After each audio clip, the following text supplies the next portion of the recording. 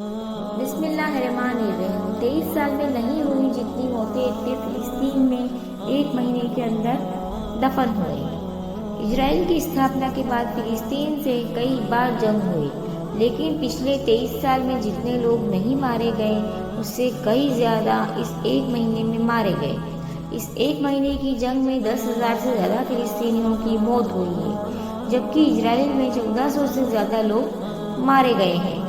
Israel और Hamas के बीच जारी युद्ध को आज एक महीना पूरा हो गया है।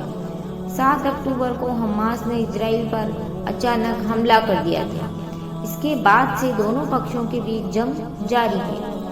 इजरायली हमलों में अब तक 10,000 से ज़्यादा फिलिस्तीनी मारे गए हैं। पिछले 23 साल में इतने फिलिस्तीनियों की मौत नहीं हुई है, उससे कई ज़्यादा लोग इस 30 दिन दफन हो गए। इजराइल के हमले में गाजा के कई इलाके खंडर में तब्दील हो गए हैं। गाजा में हर तरफ चीख पुकार और मातम पसरा हुआ है। हर तरफ तबाही तबाही नजर आ रही है। वहीं हमास के हमलों में इजराइल में 1400 से ज़्यादा लोगों की मौत हुई है। इजराइल और फिलिस्तीन के बीच अगर पिछले संघर्ष को देखें तो यह युद्ध का सबसे बुरा दौर है। इजराइल ने गाजा में किसी को नहीं छोड़ा। स्कूल, अस्पताल और मस्जिदें सबको ध्वस्त कर दिया। जितने 23 साल में नहीं, उतने 30 दिन में मौत।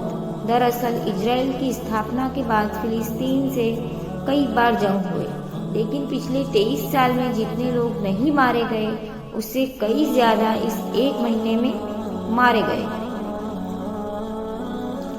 इजराइल ह्यूमन राइट्स ऑर्गेनाइजेशन के आंकड़ों के मुताबिक 2000 से 2023 तक 10,000 से ज़्यादा फिलिस्तीनियों की मौत हुई है, जबकि 1330 इजराइल मारे गए हैं। हालिया जंग में 10,022 फिलिस्तीनी मारे गए हैं। वहीं अगर पिछले 15 साल के आंकड़ों पर गौर करें तो 2008 से 2023 तक 6,407 फिलिस्तीनी मारे गए हैं। वहीं 308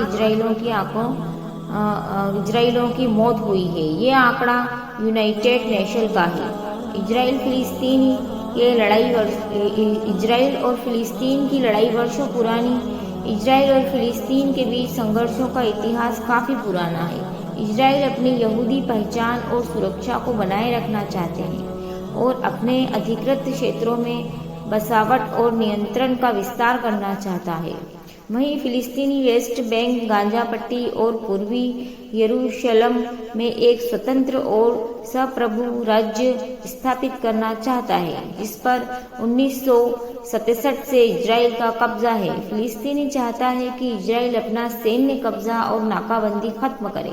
बस दोनों के बीच इसी बात को लेकर संघर्ष है। दोस्तों, अगर आप लोगों को ये वीडियो पसंद आया हो तो चैनल को लाइक, सब्सक्राइब, शेयर ज़रूर करें।